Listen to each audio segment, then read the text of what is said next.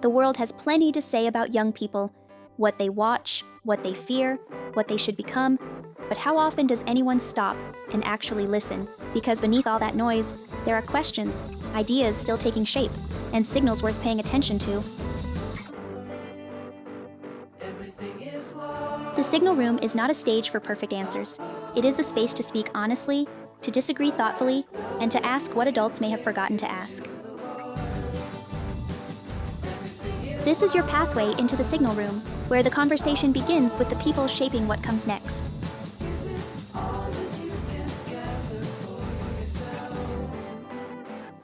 Welcome, everyone.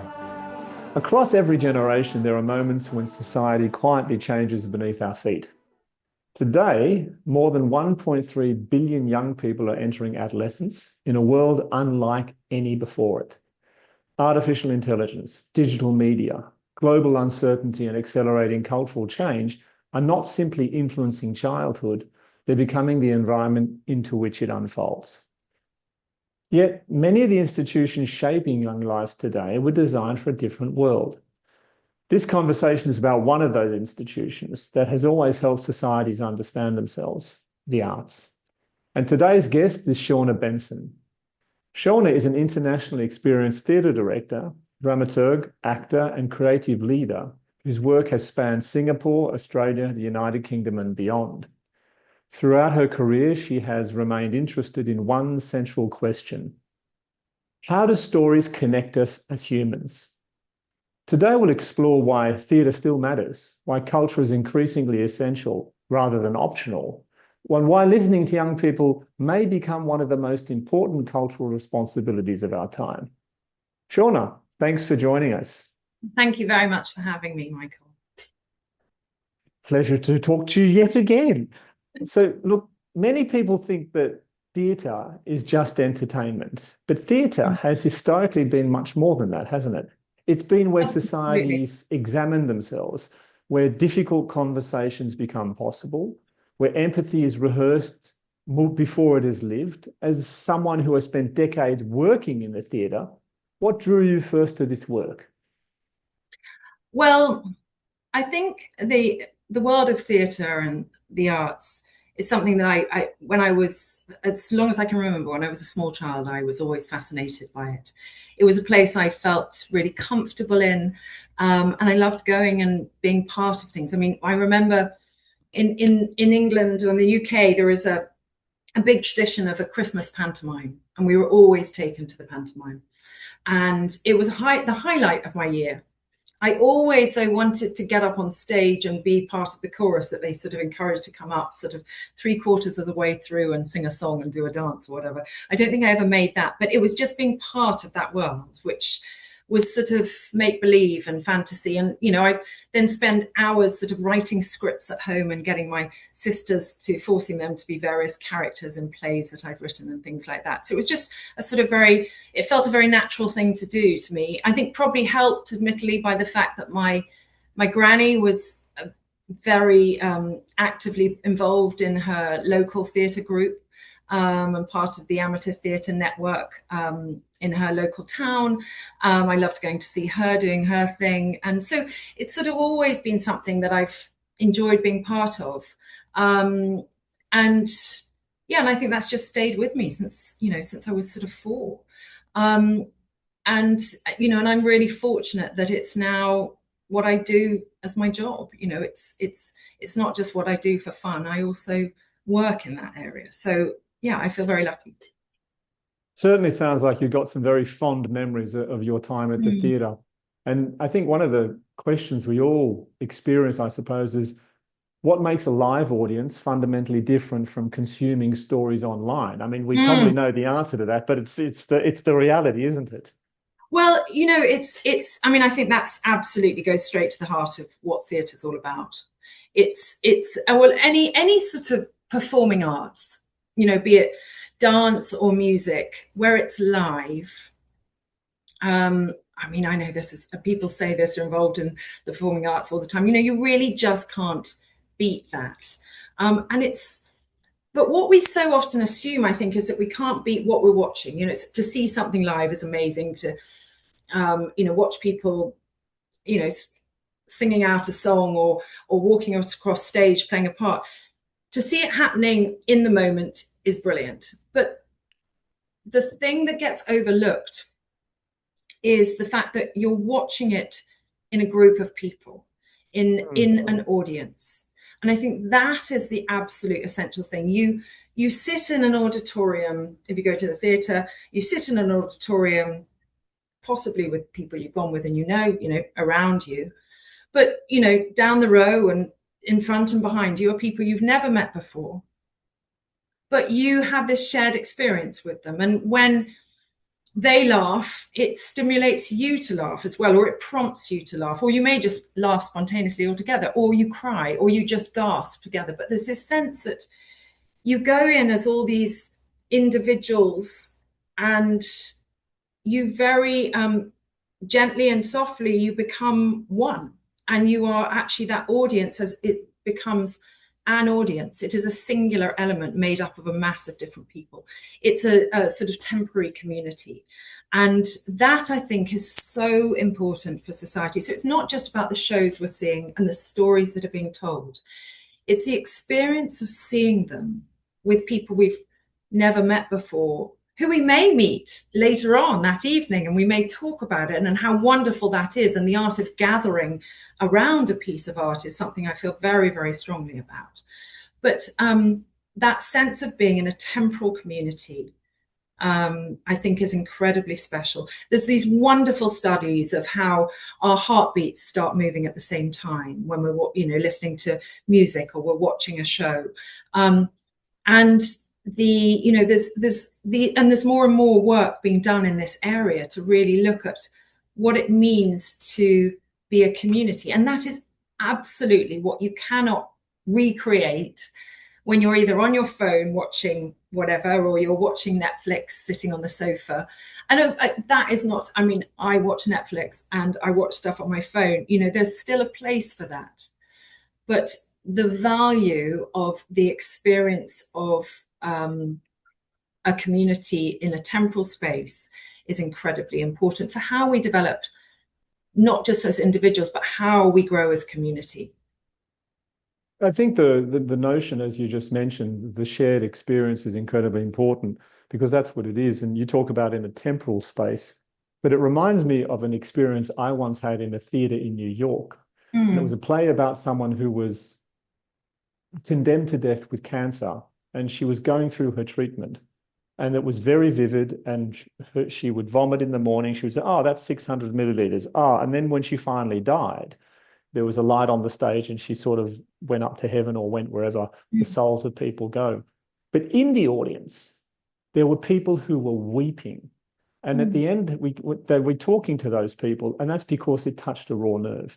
We didn't have that shared experience. They had a real shared experience of a loved one who died of cancer and went through that entire process of being killed by cancer. You don't live with cancer, you die from cancer. And it was a time we didn't have that shared experience, but it created a lot of empathy, I think, in the audience. I think those people understood that there wasn't a shared experience. A lived experience that was very different, and that commanded respect, commanded empathy and sympathy. And I think that's absolutely it, the empathy that is generated by those experiences. Because, thankfully, not all of us have had that direct experience. A lot of people sadly have. And you see on stage a lot of times where you think, thank goodness that's not me, but you realize other people did. But it's really, it's a wonderful way of us. I often think actually that, quite often you could put a story that's on stage as a headline in a newspaper, because it very much could be real life, but you're seeing it played out. We all know it's pretend. We all know it's a story. But what it allows us to do is experience these emotions, and particularly empathy, as you say, in a way that we can kind of work out. And it's called a play for a reason. We can play with the idea of what would happen if that happened to us. We can put ourselves in other people's shoes, whilst it feels real, but we know it's not real. And that's an incredibly safe space, which I don't think you really get anywhere else. And obviously you can watch a film and be, I mean, I, watch a film and I'm in floods of tears as well. You still have that empathy and that connection that comes, but there's something about, as you say, recognizing the people around you experiencing that. And that brings in another layer of empathy and connection that we don't get otherwise, I think. So would you say that's one of the things that keeps bringing you back to theatre? This vicinity, this empathy, this reality? I think that is one of the things. I mean, I think that it's that idea of feeling very privileged to be in a position to share those sort of stories and make that sort of work. I mean, there's no doubt that a lot of people who are artists working in theatre or working in the performing arts generally, the passion and the love for their art and their craft is a major part of it. But if you're doing it as a job, that can't be the whole part of it, because you have to be very practical. I mean, it's still about, it's work, and it's very hard work. But the rewards you get, you hope you will get financially rewarded for it. You know that it's very unlikely, unless you're some top A-lister, that you're going to get superbly rewarded for it. It's, you hope that you get some sort of salary from it, which is hard, but the rewards extend beyond that. And it's not that should compensate being, not being paid properly, but there are many reasons people do this job. And I think one of the dangers as well is when theatre gets squeezed and squeezed and squeezed, and you lose people in that form, not because they want to leave that work, but there's just a pure practicality into it. I know actors who are brilliant, who've got 3 kids and have got a mortgage, and they just can't, they simply, however good they are, these are sort of decent B-list type actors who've had really good CVs, but have had to leave the profession because they can't afford to continue. So, but no, I mean, I'm come back to the work time and time again because it's wonderful, and I think it's also the other thing. It's an incredibly stimulating environment to be in, to be surrounded by other people who are looking at how do we tell these stories, what are we saying, how do we do it? And there's one question that I always come to when I'm approaching a piece, which is, why this story and why now? And I think it's not, you can't just pick a story for the hell of it. You have to think about why you're doing, why you want to tell this story. And that sits at the nub of what then drives you forward with it. So yeah, there's a lot of reasons I could go on, but we should. It's a great point, because it's at the crossroads of the economic pressure that theatre culture generally has. And why is it, for example, is the arts sector continually under pressure? When you look at government budgets, often the first thing to be cut, if budgets need to be, shall we say, cleaned, is the arts and cultural portfolio. It's considered to be discretionary rather than foundational to culture. And I suppose every society depends on imagination, identity, belonging, and shared stories, as you've said. And yet, it's always seen as something quite discretionary and not needed, perhaps because the economic value alone doesn't explain the cultural value. And that may be a misunderstanding that we live with, that we are constantly addressing. Yeah, I mean, I think you're right. I mean, there is always that difficulty of how do you justify, let's use theatre as the obvious example. How do you justify a piece of theatre on a balance sheet? Because when you're making theatre, you're not making widgets. You're not making a thing. You are creating a piece of work, and through that work, you are communicating in developing empathy amongst communities, as we've said.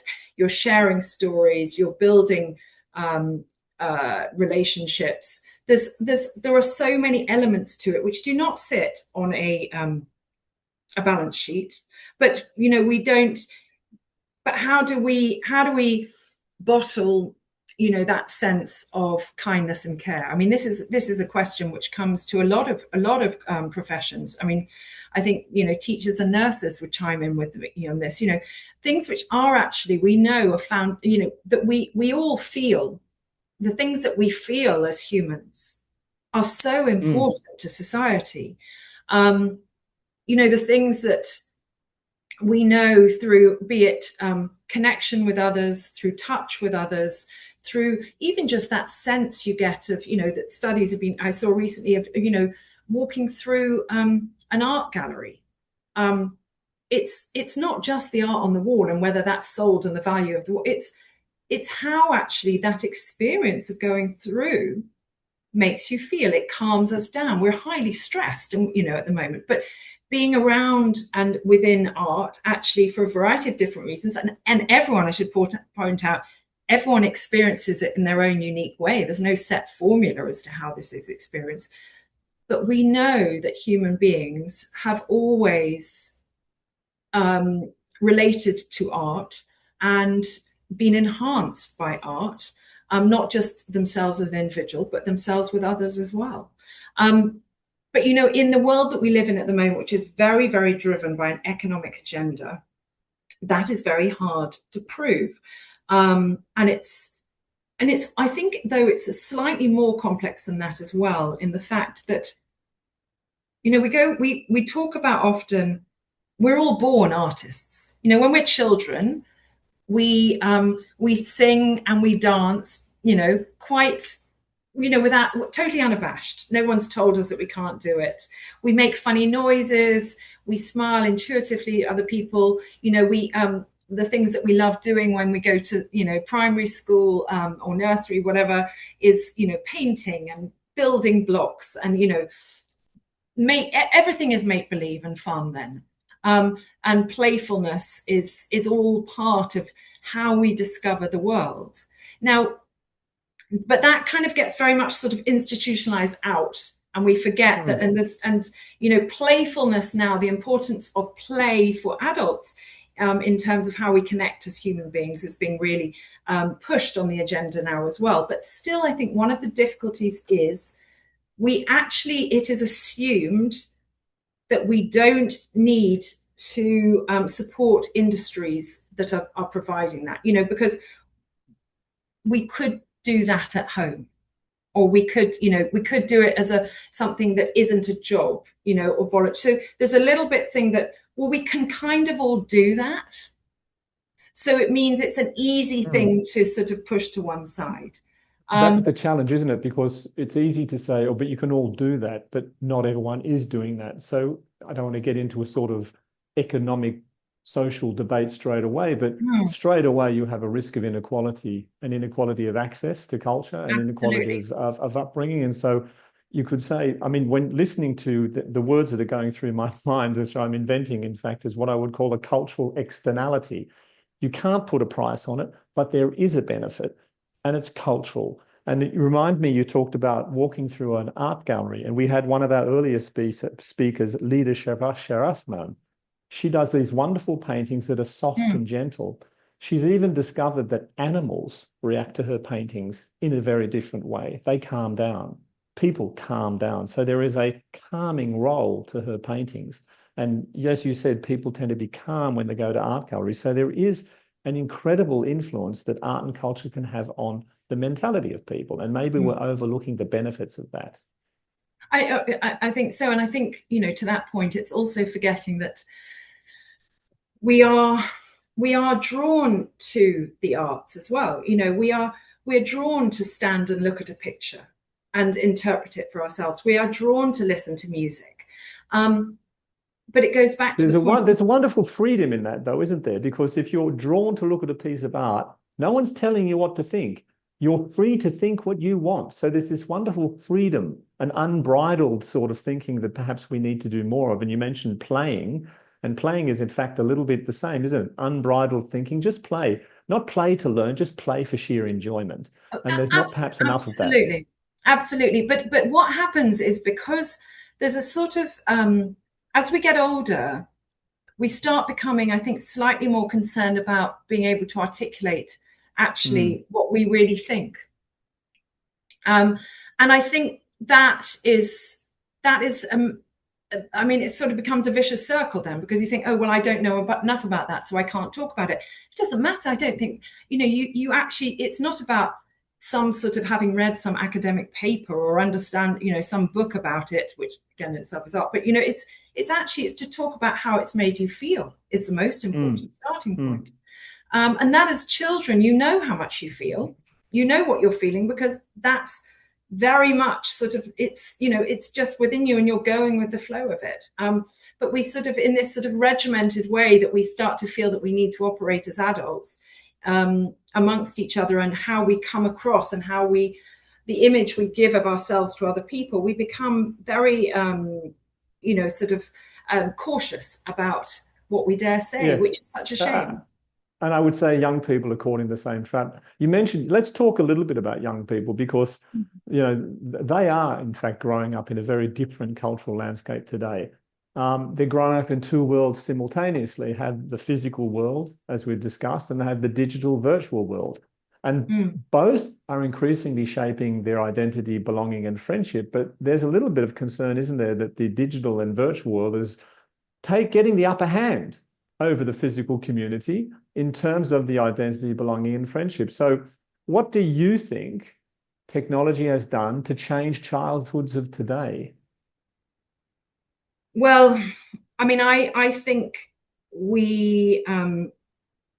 I think it's a very difficult area here, because there is no doubt that, digital technologies, help us in many, many ways. But there's a phrase, a line which I keep coming back to, is just because we can doesn't mean we should. And it's also very easy we are in a world which we are constantly being made to feel that we need to be more efficient, and we don't have enough time. And I think that is fueling the technology that we're embracing, because we feel that is going to help us save time and make us more efficient. I'm not sure it always does. And then you can sort of say, okay, save time to do what? Because if it's just to do more of the same, then you have to save more time to do more of the same. Instead of, as my mother used to say, take time to smell the flowers. The old Absolutely. Sort of, enjoy life. It's interesting, this technology, because we were talking earlier about experiences and technology. And I wanted to tell you this story of, I was in a restaurant in Italy, in Torino, and it was a family. And we talked about, the challenges of the family managing technology, etc. And it was obviously the birthday of the younger son. He must have been around, I'd say 12 or 13. He had an older brother who was probably around 16. They got on extremely well, considering they were brothers at that age. And the parents gave him an iPhone for his birthday present. And he was so excited about it. He opened it up and, so excited. But we knew, my wife and I, we were sitting across the table from them, we knew that this kid, he was getting an iPhone, but was coming into a family environment where he would be looked after, he would be chaperoned, he would be coached, he wouldn't be isolated. The iPhone really was something he wanted. He was excited about it. But you know what happened? Then the meal got on, he put the iPhone to one side, and then the family of four got back to talking together. It was just, to me, it was one of my most memorable experiences. And I thought, is this Italy or is this the world? Is this family or is this a generalization? I just thought there was that juxtaposition of technology and the physical world. And the child himself, he must have been 12 or 13. He recognized he had an iPhone. Fantastic, I've got this technology. But somehow he realized now was not the time to get into that. He put it to one side and he rejoined the conversation with his family. To me, it was one of the most beautiful moments I've ever seen of a family. And that we were talking earlier about, the role of the family in managing the technology, the digital, the virtual, and the physical. It's not easy, but it can be done. It is absolutely not easy. I mean, it's sort of, I think there are many different examples that one can cite in terms of the challenges and not of technology interfering in how the worlds in which young people, particularly teenagers of all age, 13 upwards are learning to navigate the world. I think that the thing that's really critical about this age group is they're no longer small children where No. we have as adults, as parents, supporting adults around them, we have we're able to have quite a bit of influence. Part of the growing up as a teenager is that actually you're meant to be kind of learning to navigate yourself. I mean, I remember someone saying to me, you get to this point where you're going to bed before your kids, which always feels it's a bit of a weird transition point where you think, actually, but I can't, there's just something about their body clock that ends up, sort of meaning that they're just not tired when you are desperate to get into bed. So you end up sort of just leaving them to it. But as someone said to me, that's totally intentional in a sort of evolutionary way, in the fact that they then have this sense of, okay, my parents are asleep, but I'm in the same house. And I've got this sort of few hours where I'm kind of independent, I'm kind of on my own, but I'm not really, because there's a very close safety net. So it's all, it's the years where you're really sort of pushing, how far, till you properly leave the nest, fly from the nest. So it's this sort of kind of how we experience this world, which I think this is where technology becomes great in some ways, because it gives us access to seeing things, but it can give us too much. And I think the stories which I'm hugely thankful, not to have direct personal knowledge of this, but I do have indirect knowledge of where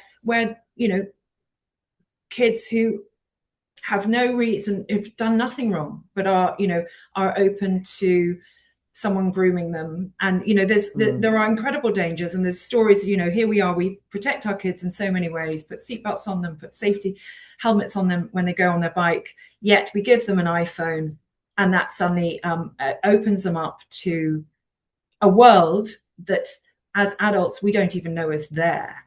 No. And that's an incredibly scary one. But the nature of kids is to seek those things out and find them out. And I mean, I did a lot of things when I was a teenager I wouldn't dare tell my parents. That is normal. But it's when you are going into worlds where which are you've got basically, it's like you're opening your front door to a whole load of things that we all know, that I probably am not going to say online, but we all know should not be happening to children. And that is where it gets very dangerous. And it's all very well and good saying you put up barriers, you can put on,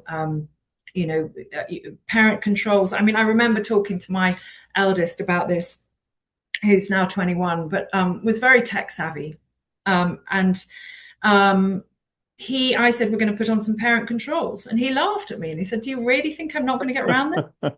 He said, you don't, I know this a lot better than you, this technology. And he's absolutely right. This generation has, it's natural to them. To us, we have to think hard about it. It also makes the whole thing more exciting, doesn't it? More elusive. If you try, you try to prevent me going somewhere, it'll just make me want to go there even more. Yeah. I mean, so I think it's a question of how do we accompany them? Yeah, which is fine. And so actually parents do need a significant, because it is, and believe you me, it's a very, very challenging scenario, and it creates a lot of tension. There are huge forces at play. And we know that the social media companies have been incredibly, woefully poor in setting up systems which manage this, even though these are, CEOs who've got children themselves. But, they are also sending them to schools which don't use, they're using pen and paper rather than iPhones and technology and MacBooks and things like that, which the rest of us are buying. So there's a real problem here in the fact that the technology is opening a door into worlds that no one should be going into, let alone our children. And so helping them navigate. And I think one of the things that it starts with is children knowing, and I think many parents do this, but it's reiterating it time and time again,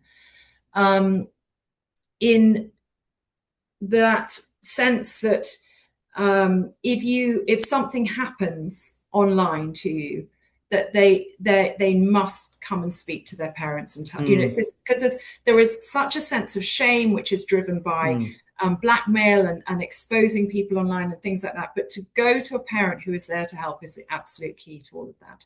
But I think as well, and I think that is where we come back to the power of connection through community and art, for kids to know that they have safe, you know, the thing about the physical realm rather than the online realm is that it creates spaces where you can, you know who you're talking to and you're familiar with the space and your body feels comfortable. A bit like, you know, I mean, in a same but different way as to walking through an art gallery. You know, when we go into a place as a body, you know, our bodies respond to the environment around us. And that is really, really important for children to know that whether that's, and children, you know, come from a whole, you have to be mindful that they come from a range of different backgrounds, a range of different family makeups. And it's acknowledging that, but knowing that they have a space where they can go to that they do feel safe. And I think safe is a hard thing to explain to kids because it sounds like a very. I was just going to ask you, you know, maybe you want to elaborate on safe because we've heard you mentioned the grooming, online grooming, that you haven't mentioned the online bullying, which goes on. You've also got the whole problem of self-worth because so much has changed by AI and they start to see a world that is not representative reality. It's been enhanced. So they can't tell the real from the fake, the authentic from the falsified. And I think that's one of their biggest challenges is to sort of help them to understand what's real and how do we find that safe place for them?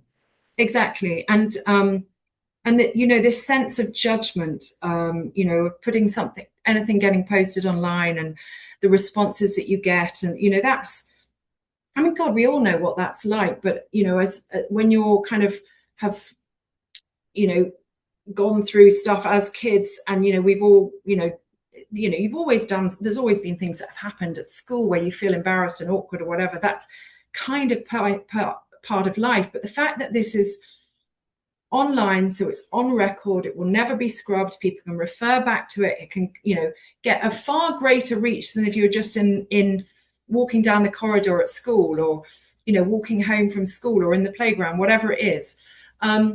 So the potential of awkwardness, embarrassing, which has always been there, has been magnified to such extent, coupled with the fact that we feel insecure about, you know, we know kids are feeling insecure about what they look like, you know, how they're saying things. And then then that's when you get the next issue of then, well, it's safer. I feel safer and better, or I'm being made to feel better by having you know, sort of filters on me rather than, you know, just myself. And, you know, what does that do to one's self-esteem in terms of, and I can't, you know, I know anecdotally stories where people are actually even text messaging now that kids are sending to each other. They're using AI to write their texts. So, you know, even that is sort of being, they don't even have the confidence to write that themselves in case it doesn't sound right. So this sense of being continually judged, I think, is a really concerning one. And that goes, and you know, that again is where the arts, in, you know, kids' engagement in arts is so important because art is so much about self-expression and connection. And you connect and react to art yourself. You don't actually have to articulate it. It's personal. Exactly. Your reaction is personal. You can't be judged because it's your reaction. Exactly. I think this it's not in when you are making art, it's not that something is right or wrong. And okay, some people, the product you make at the end, or the you know, whether it's a painting or whether it's a piece of poetry or whatever, okay, the end product, some people will like more than others, but there will always be people who like it and there will always be people who don't. That's actually good art. I mean, if everyone liked it, it would be so bland. It's, you know, what we'd call vanilla. But it's the process of making art that people also often forget about. It's the physical the using of your hands, your body, your imagination, it's all of that that has a really beneficial effect on not just our bodies, but our minds and how we see ourselves. Do you think it has a liberating effect? I can imagine it would have because you've got your emotions and your thoughts, and then you're transforming those emotions into thoughts into something physical, and there must be some sort of liberating emotion doing that. Judgment aside, you're doing it for yourself. You're creating something for yourself. You're not necessarily looking for approval or ratings. Do you think there's a freedom there for children to create things? Yeah, I mean, absolutely. I think that that sense of I mean, if you feel sort of like really pent up with frustration or something, then just get out a paintbrush and do something. It's sort of like, and there's just that, I mean, on that, also engaging kids in physical exercise and sport and all that sort of stuff. Also, it's not just to say art is the only way forward, but it's no. I mean, it's sort of that sense of of learning to how we process our thoughts. And the important thing is it's not just here. We don't process our thoughts just in our mind. If we get stuck with them just in our mind, then I mean, what are we? We're just, we are far more than just a brain. And I think there's a wonderful, I mean, although this is, very, the circumstance of this story is very sad, but a mother I know who's a wonderful artist and poet, and her daughter was going through a very difficult stage and was seriously suicidal. She couldn't connect with her at all, and she did everything. She would, cooking her favorite meals, sitting with her, holding her hand. She was going through therapy, trying everything, and working incredibly hard to try and support her daughter. And her daughter just sort of couldn't really communicate back. And then she started writing poetry because she didn't know what else to do, because she is a poet herself. And she read the poems to her daughter, and her daughter said, "That verse is how I feel." And it was that the fact that provided a vehicle for connection, I think, is just incredibly special. And I think that it's a really we can talk and talk and talk and think and think and think, but actually we also have to do and make and share that to help. It is another way of connecting as human beings.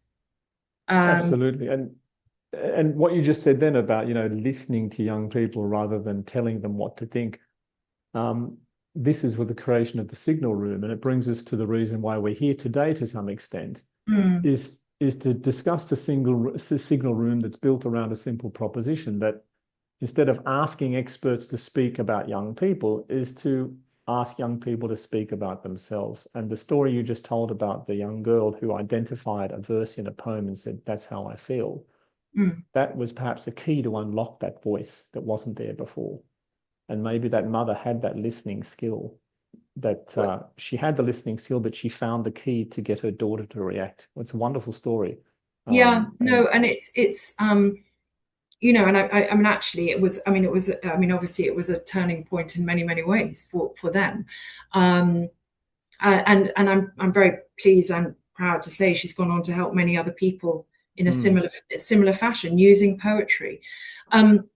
But it's also actually, and the other thing interestingly about poetry, I would encourage anyone who's listening to this conversation, but there is, if you, I've done, someone encouraged me to do this exercise a while back, to write some poetry, or just spend 2 minutes in the morning writing some poetry, and then you read it for yourself, and then you rip it up. Because it's not, that poetry doesn't need to be published or be wonderful. The point is, it's you allowing your thoughts out of your body, writing ideally by hand onto a bit of paper, it can be, but just, and then, or, if you have to type it onto a computer, write it and then delete it, because it's just that process of making your own art. And obviously you can also share it, and that takes you to another level. But there's so many different levels of how beneficial it is to us as human beings. And, we look back, I mean, the painting behind you, I mean, that is, Aboriginal art. I'm taking the Indigenous art from Australia.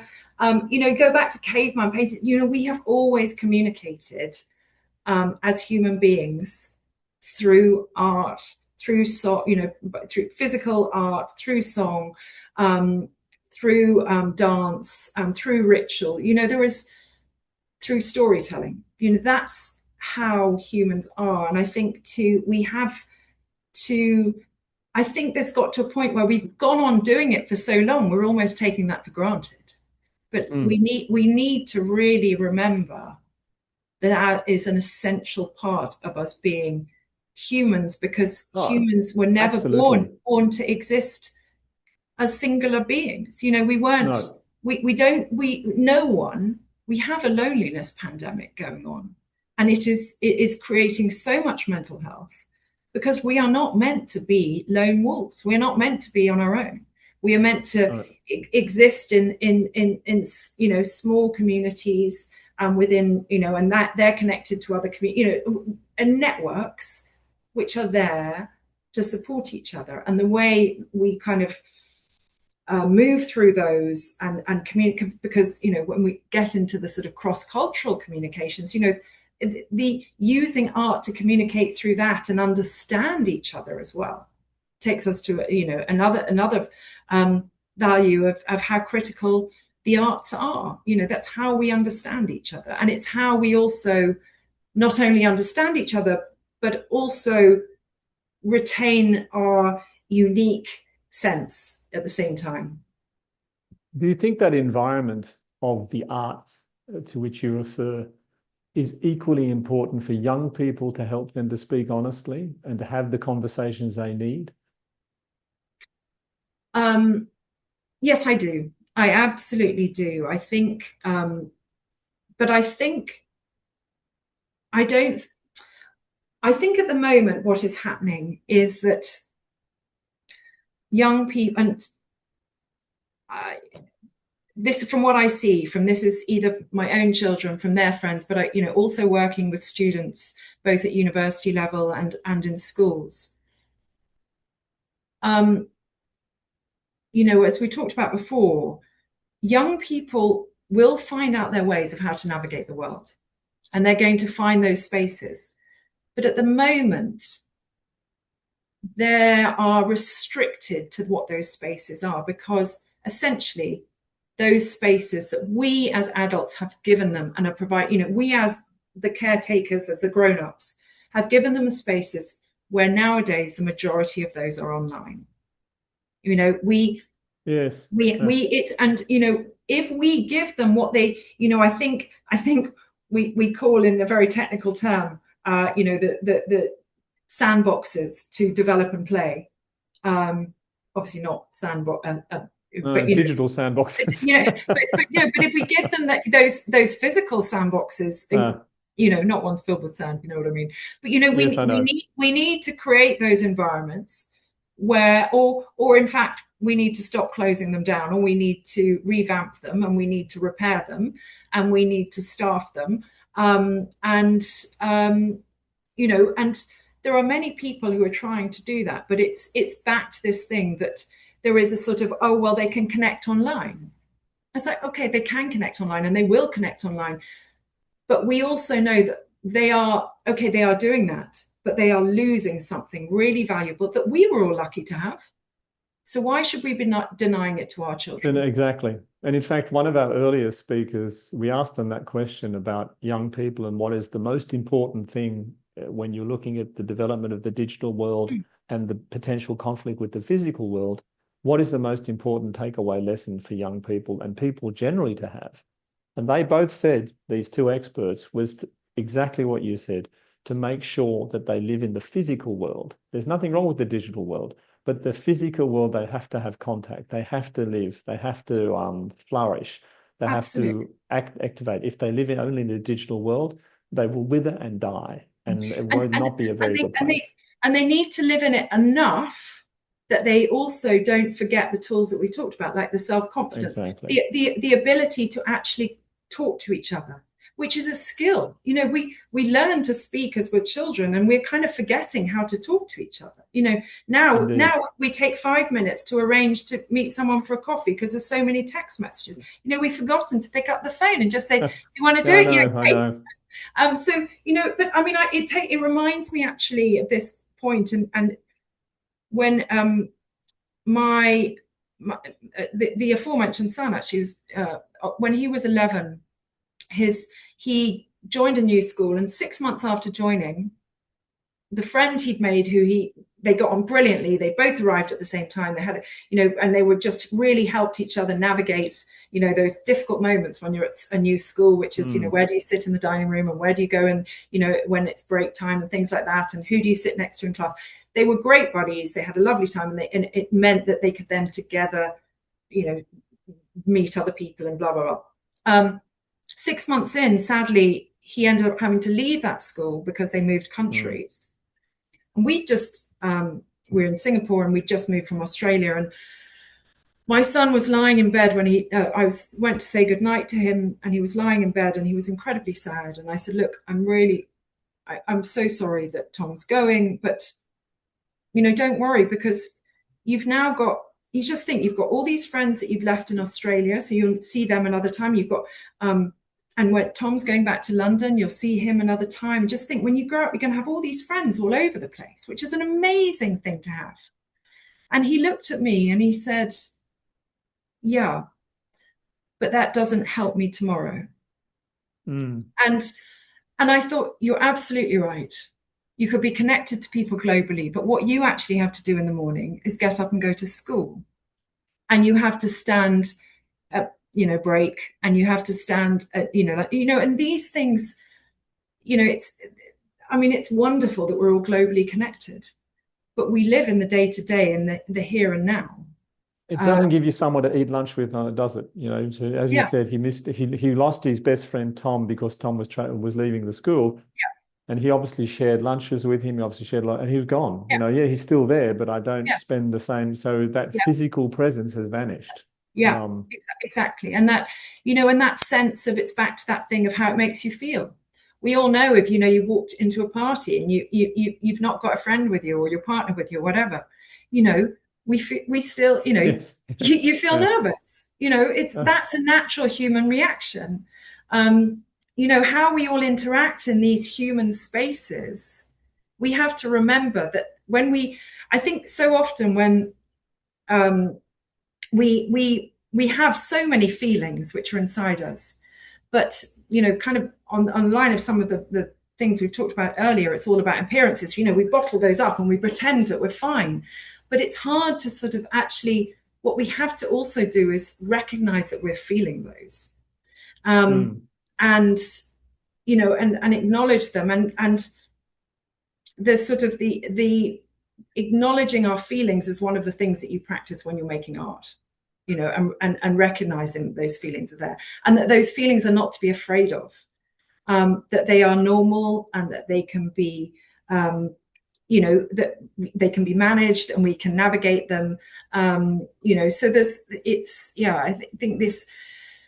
I think we all want to stay living in a human world, and that means going back to, you know, how we operate as humans together, remembering that. And that brings me to something earlier you mentioned about storytelling and the nature of being a human being, and humanity, and the tradition of storytelling. And I'm sure Tom will have stories to tell about your son as well, and that will perpetuate, in fact, that relationship. But I was just thinking that, you know, every young person carries stories. They have stories about their families, about their communities, about their cultures, and even their futures. And this is a good question, good point in case with your son and Tom. They've probably got stories to tell about their future as well. And those stories are often complex. But and you just mentioned they're hard to say out loud. They don't have the process or the confidence or the practice of speaking out loud. And you're going to be anchoring a series called The Signal Room, where young people will have the opportunity to share those experiences, to have that safe space to which you referred, to speak out loud. So what do you hope those conversations might offer to the participants of The Signal Room?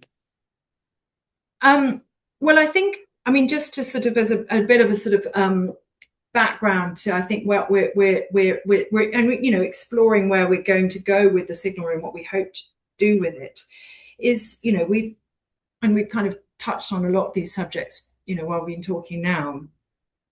We are aware through reports and studies in different countries, locally and globally, that there are a lot of significant problems that, let's be honest, many of them, the majority of them, in fact, probably all of them, have been caused by us as grown-ups. And, you know, I think what we're then expecting, how we're expecting our children to navigate those is somewhat lacking in terms of what we're not taking responsibility for a situation that we've created. I think when we look at the Signal Room in terms of inviting children and young adults to sort of really articulate their feelings in the context of sort of perhaps broader studies and sort of, you know, things that they can connect with, so it's not like we're not just, you know, taking one person here and one person there, but they're sort of people who've got, you know, experience and are in a position to sort of talk, to give some sort of lived experience of the things that we may not quite appreciate as adults. I think it'd be really valuable to hear what they're saying. But the thing that I feel really strongly is that the Signal Room is not just to be a talking shop. It's not where we just talk about what the problems are. We actually really constructively look at the solutions that we need to put in place and the things that we need to do. And this should be hand in hand. You know, I think the children come with a viewpoint that we need to really understand and we need to appreciate. But we also come with, they don't have the means, be that, you know, financially, structurally, whatever, politically, policy-wise, to actually implement these things. And I think it's hand in hand we need to work together with young people. And this is, you know, the other thing is we really need to look at how we engage the broadest community possible to make that happen. You know, we do know that there are teachers and there are care workers and there are artists, you know, across the globe who are working with children on a day-to-day basis, who have very good active relationships with them, and they are trying to make things work. And if we can highlight some of these pieces of work and some of the commitment that they're getting, you know, with these partnerships, to actually really sort of share best practice, help support it, and actually get a realization from those who, you know, maybe because, you know, I work with children and universities, I'm seeing it and I'm speaking to other people who know it, but make sure actually no one can hide from this, from the difficulties that are being faced by the generation that's coming behind us. And a lot of that speaks to not just the you know, but be it the dark web and the addictive nature of social media, which, let's be honest, we've all fallen foul to, but it's also the programs that we see being rolled out through AI. And, you know, there was a study last week which said, you know, kids are now becoming very cynical about actually what is the real purpose of AI here, you know. And it's not to say that AI is no good, because of course there are benefits to it, but these have to be managed with a lot of responsibility and a lot of care as to who the decision making is for. And so I think that's a really important thing about this is not, it's not to diminish any work that's already going on there in this space already, but it's try to support it and highlight it in ways, and connect people who are in this area.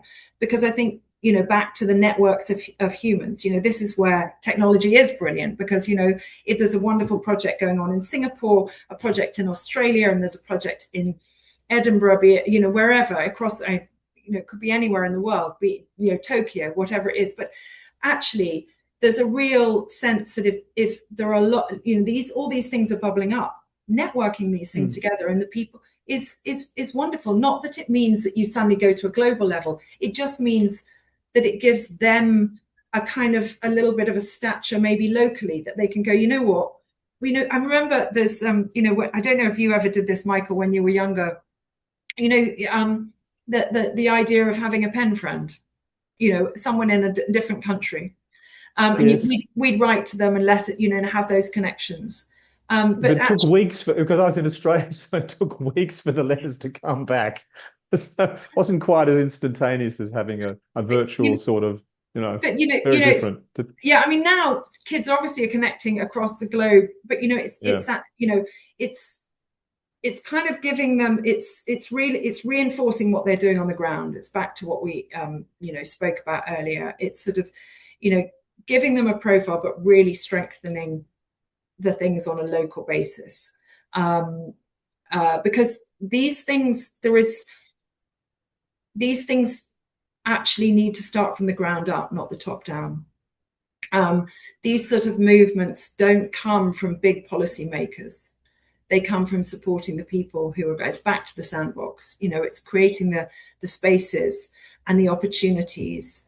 And in the world that we live in at the moment, those opportunities need supporting, not just structurally, but financially. I think that's a great example of how policy development could take place, rather than a top-down. Listen to what's going on in the community, listen to what's going on in society, think, maybe there's something we can do there to help the enablement process or facilitate this, because this is something that looks good and will help people and help young people in particular, because as you said, they're the next generation coming forward.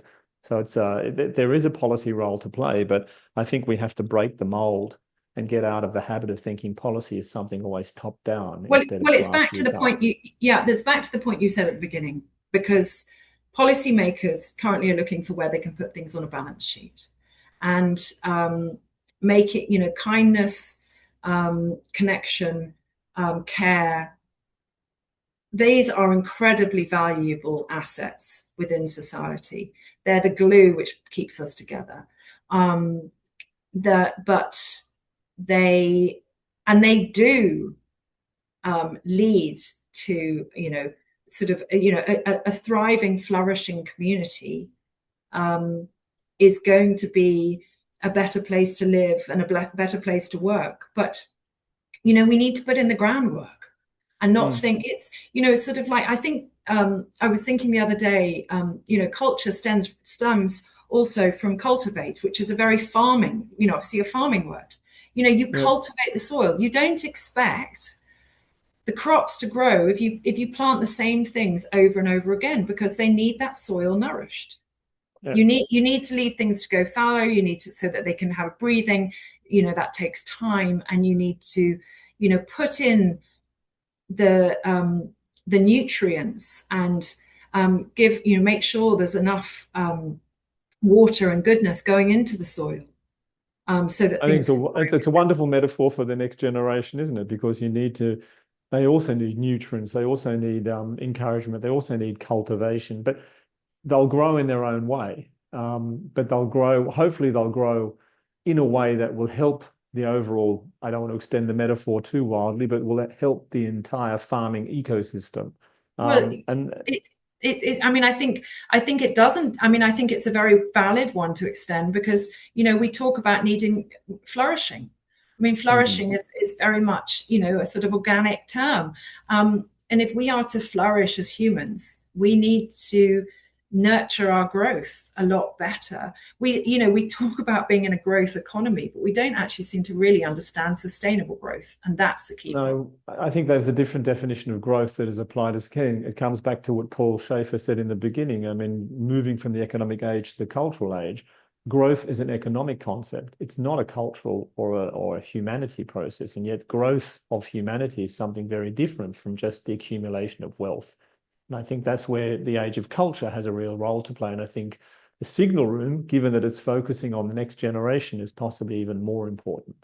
And I just want to sort of, just thinking of, how we sort of talked about stories before and how stories are like cultural infrastructure. And there's not enough storytelling. You mentioned before that, parents these days, they don't necessarily have the time to sit down with their children because they're working 3 jobs to tell them stories. And that the storytelling, the art of storytelling is yet as old as humanity to some extent.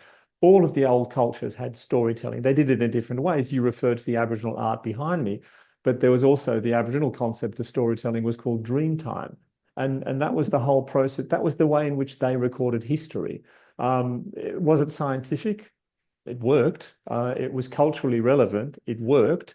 And many kids in my generation, we grew up in primary school learning about the dream time, learning about this, not in a political way. It's become a little too political these days, but I grew up in an age where Aboriginal culture was seen as part of Australian culture, a building block, and it was something you learned about. And my neighbours were actually Aboriginal. But it's all changed now in Australia. It's become a little too political, so I won't go down that path for the moment. But it's to me, it's a bit of a shame because there was a cultural enrichment of Australia thanks to the presence of Aboriginal culture and the storytelling and the dream time and all of these concepts that the Aboriginal culture had and brought to the Western society. I think they were very beneficial because people would sit back and think, yeah, they wouldn't talk about going on walkabout. Going on walkabout became a metaphor in Australia. It's just that I'm just checking out for a while, but that's what walkabout was all about. I'm just checking out for a while and I'll be back soon. It was, no one does it anymore. They check out, but they don't go on walkabout. They don't do dream time. They don't tell stories anymore. So maybe some of these ancient cultures have something to teach us after all. I think I think looking back at many countries' indigenous populations is incredibly important. I mean, there's been studies on happiness, and it's not the wealthy countries that are the happiest.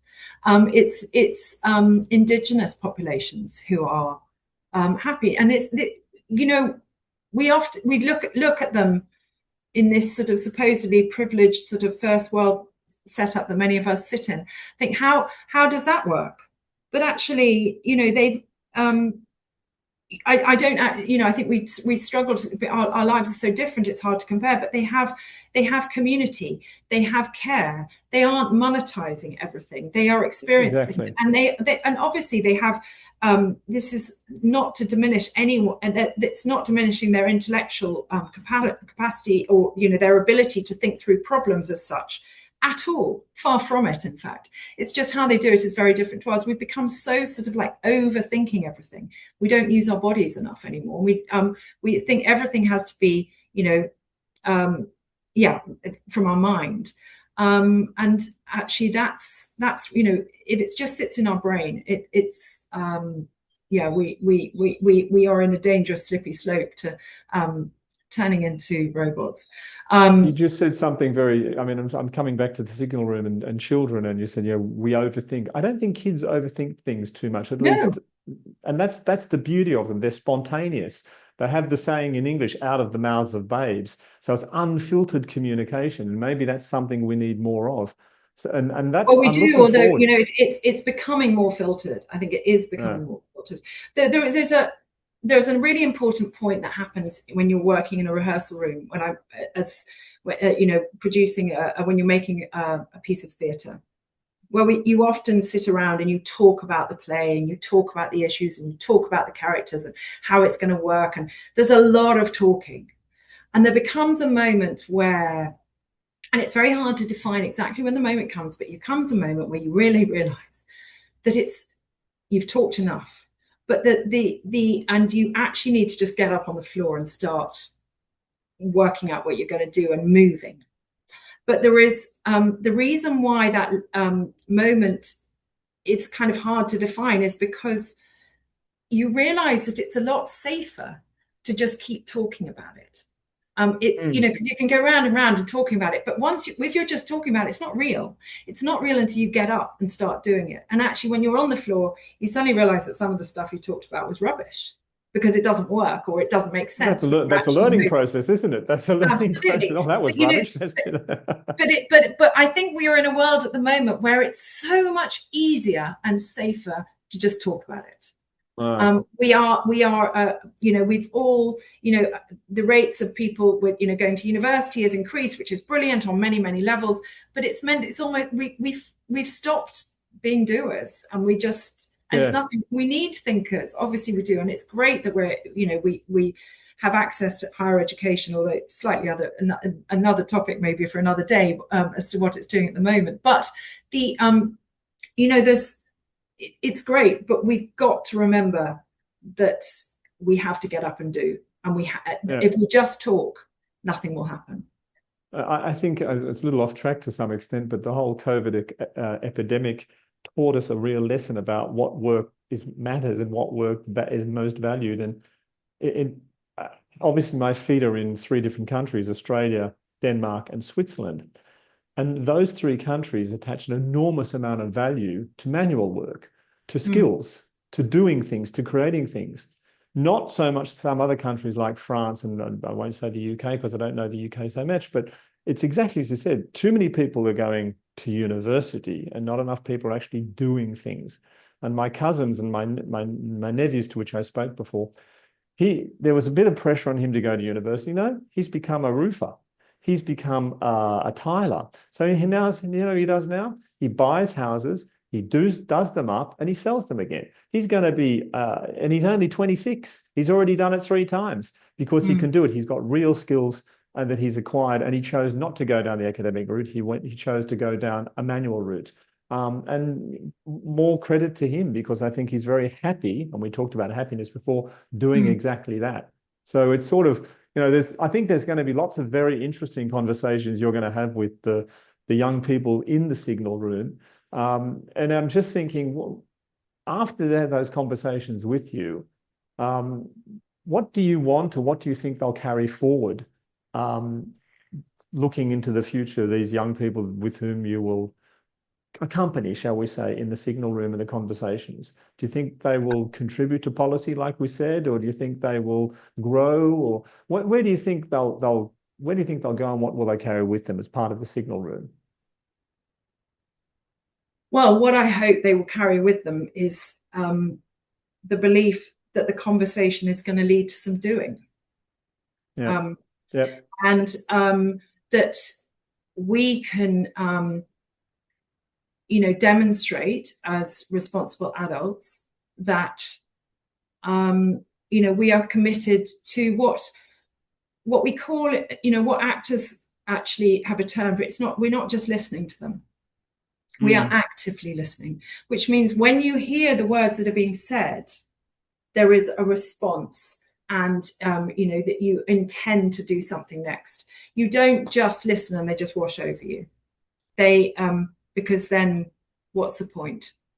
That you take what has been said and you support them and enable them and you encourage them to do it. And you look at all the ways that we can support them as adults, and that and how that will be, we will need to see, because I can't preempt what they are going to say. But it would be absolutely wrong to do that. But it's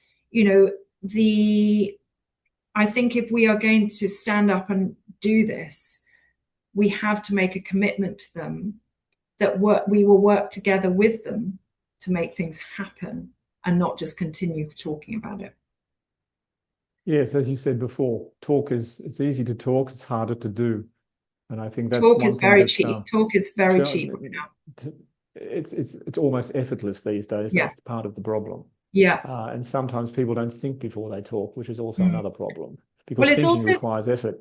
Yeah, and it's that thing that actually, sadly, the loudest in the room gets heard, and people take that and move on.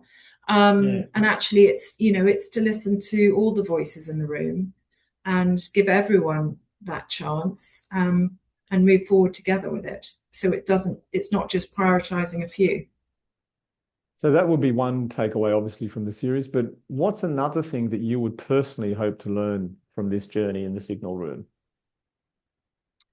I would like that. I would hope that we together can sort of remind each other, back to this thing of sort of working within the arts, sort of remind ourselves of how these connections work. So actually, by having the conversation, it is an artistic challenge in itself in terms of how we are making something together.